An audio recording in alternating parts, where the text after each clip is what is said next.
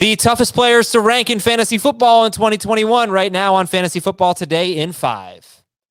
I'm Adam Azer. Just talked for an hour with Dave Richard and Liz Loza of Yahoo about some of the toughest players to rank. This is a little bit of a bonus. We'll talk about a few more that didn't get discussed on the hour-long show. I want to start with one, Dave, that I have a lot of trouble with. And we did this Twitter poll. I did this Twitter poll. Who would you rather have, Joe Mixon or Antonio Gibson?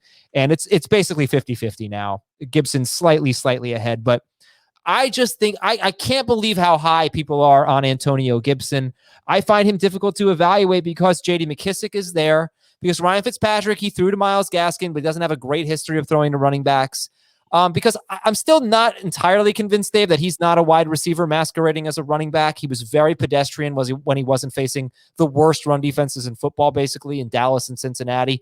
So it's taking him over Joe Mixon is blasphemy to me, but not to half of my Twitter audience. So I find Gibson difficult. Do you?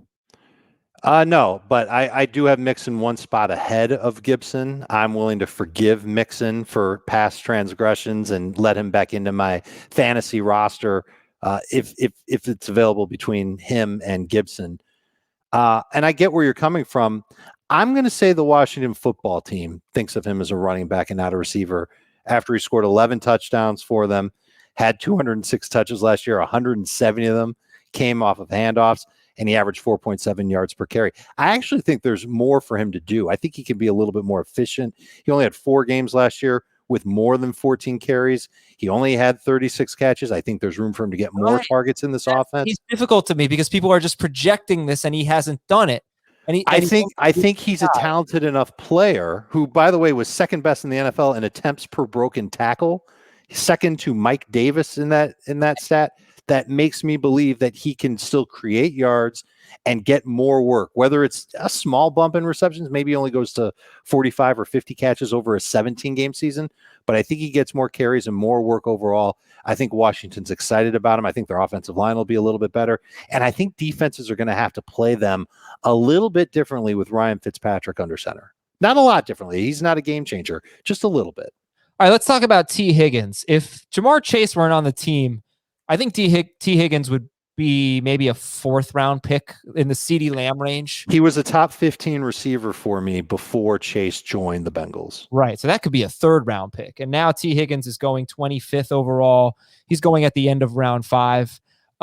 He was so good last year, and I struggle with him because I definitely want some shares of Higgins, but a lot of people don't play in 10 leagues, so you have to make that decision. If this is your only league or whatever, do you take him ahead of a guy like Kenny Golladay, who's going right behind him, or a Cooper Kupp or something like that? We've talked a lot about whether or not he's even the second best receiver for fantasy in full PPR on this team, because Tyler Boyd has certainly been a volume type of receiver playing in the slot. And I still have Boyd ranked one spot ahead of Tee Higgins. I've moved him down a ton ever since Jamar Chase came to town. And I do believe that Jamar Chase will be a great receiver in Cincinnati. And I just wonder what the target share is going to end up being, because Boyd is an easy short area target for Burrow to get rid of the ball to when pressure is coming on him, because that offensive line isn't going to be as good. And when he does have time to throw, how often is Tee Higgins going to be that first read? I think it's going to be Chase more often than not. Not to say that Higgins won't have good games. I'm not sure how reliable he will be as a huge stat producer in fantasy.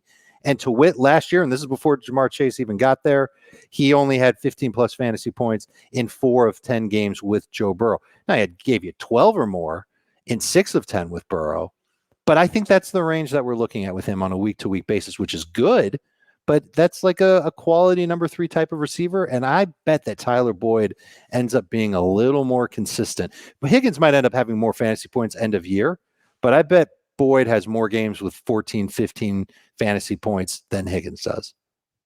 Well, we're at 5 minutes, but I liked it.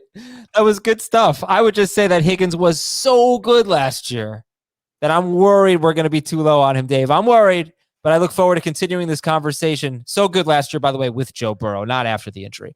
I look forward to continuing this conversation on a different episode. And Thank you, everybody, for listening to FFT in 5. We'll be back at it tomorrow. See you later.